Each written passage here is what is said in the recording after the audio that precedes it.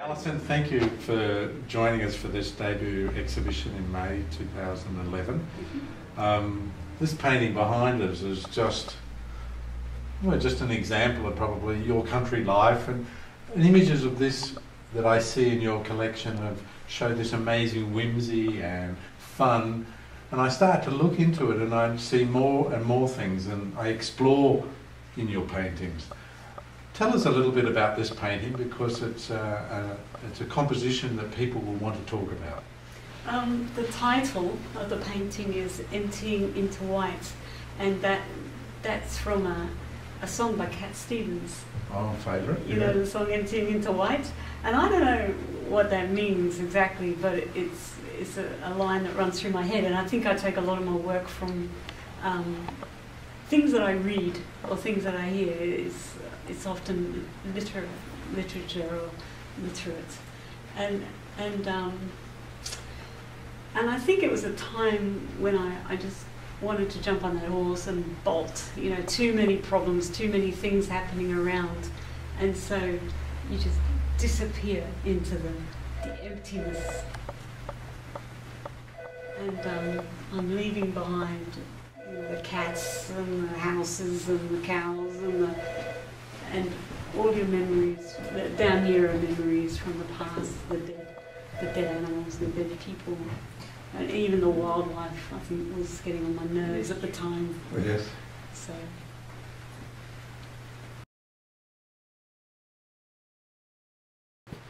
Alison, this is a painting from a series which you call your psychological series.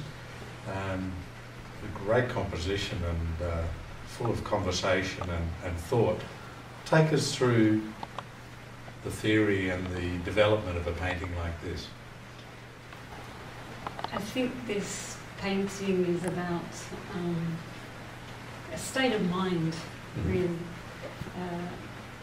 A lack of choice, or the feeling that you've had a lack of choice in the way you feel for that day, in so much as the arm is basically crippled in the legs. It's a psychological state to be in, that this person, this clown, is going into a dark corner, when if he just spun around and looked behind him, there's sort of wonderful lightness and amazing things you can achieve, which are magical almost, if you choose to look away from yourself and into the light.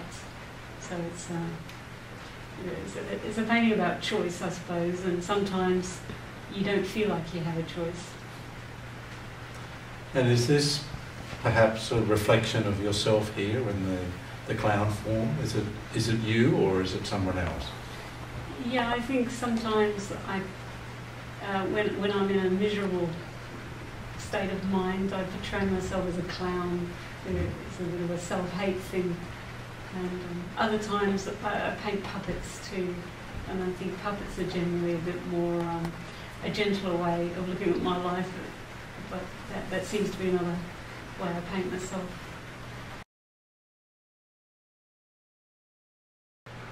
Alison, this painting here is a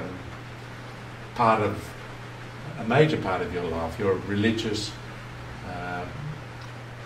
The part religion has in your life today. But if you go back in the past, you were saying earlier that you came from an atheist background, but you've made a major change in your life. And can you tell us a little bit about that change in your life, and then how this composition reflects back to the religious take that you have intended?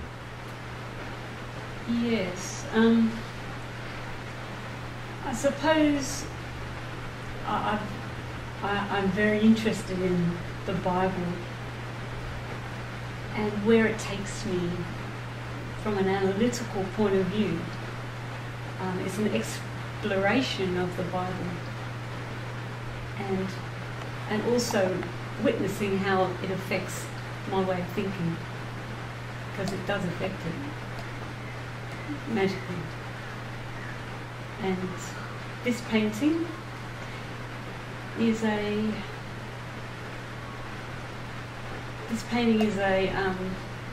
I guess diarising what I've seen happen many times within myself, when you kind of hit rock bottom in a way, or you think you can't, there are things you can't stand sometimes.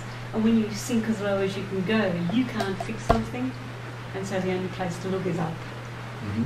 And that's basically what this is about. That's my God, and that's the human condition. And it's called the witness and the gift. And the gift is the fact that you've fallen is the gift. That is the best thing, especially if you manage to look for hope, and that's the only way to find hope, I think.